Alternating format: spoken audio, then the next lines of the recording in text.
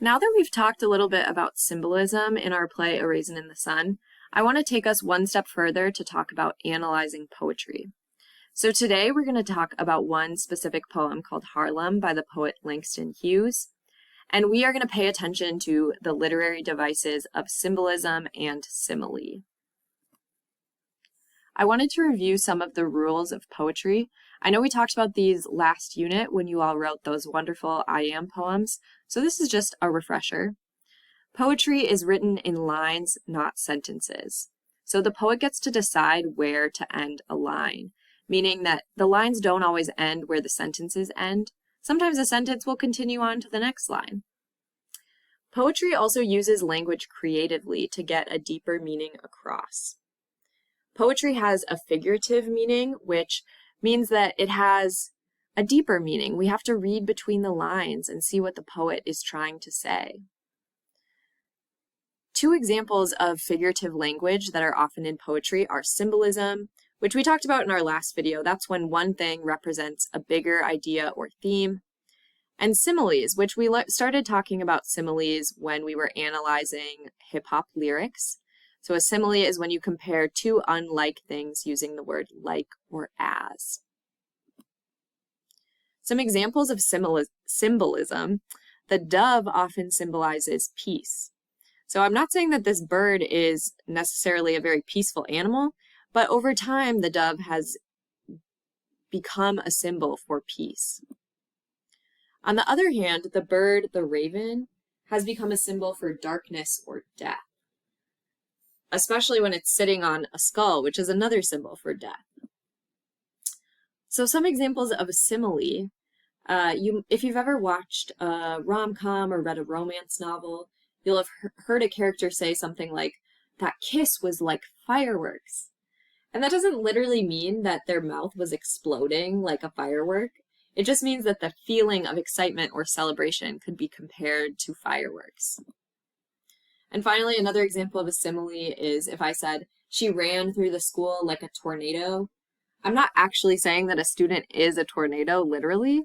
I'm saying that that student was causing chaos or leaving a mess behind them. Today we're going to read the poem Harlem by the poet Langston Hughes. So Langston Hughes is a very famous American poet. This poem was written in 1951, so that's over 70 years ago. And it was written during the Harlem Renaissance. If you haven't heard of the Harlem Renaissance, this was a time in history in Harlem, which is a district in New York, where there were a lot of Black artists and authors and musicians and poets all creating art in Harlem. So it's kind of known as the rebirth of African American art in the United States.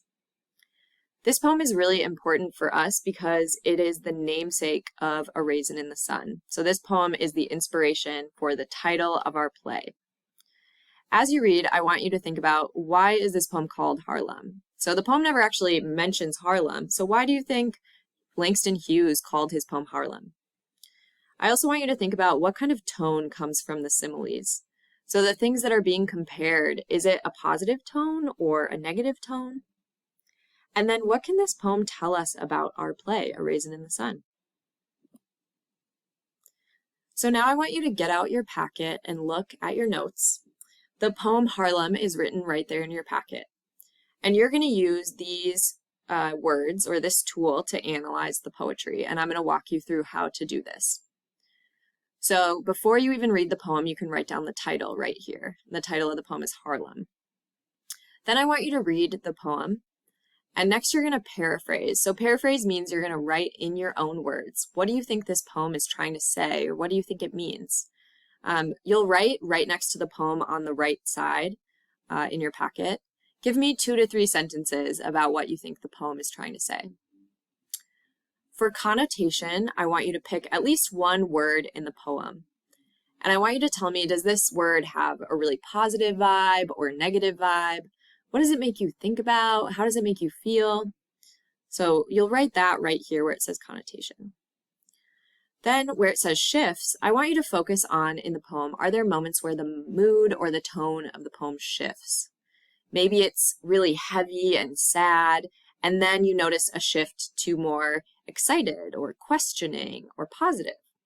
So any moments where there's a shift in mood or tone. Then I want you to look at the opening and the ending lines. So what do you notice about the first line of the poem and the last line of the poem? Where do we start? Where do we end up? After you've done all this analysis, I want you to return to the title of the poem. So why do you think it's called Harlem? After you've thought about the poem a little bit more, take another guess about what this title might mean. And finally, I want you to think about theme. So what is the bigger idea or the deeper meaning of this poem? What is the poem trying to say about dreams? I also want you to start thinking about how this poem is related to our play, A Raisin in the Sun. Why did Lorraine Hansberry choose to include this poem in her play and to name her play after this Langston Hughes poem?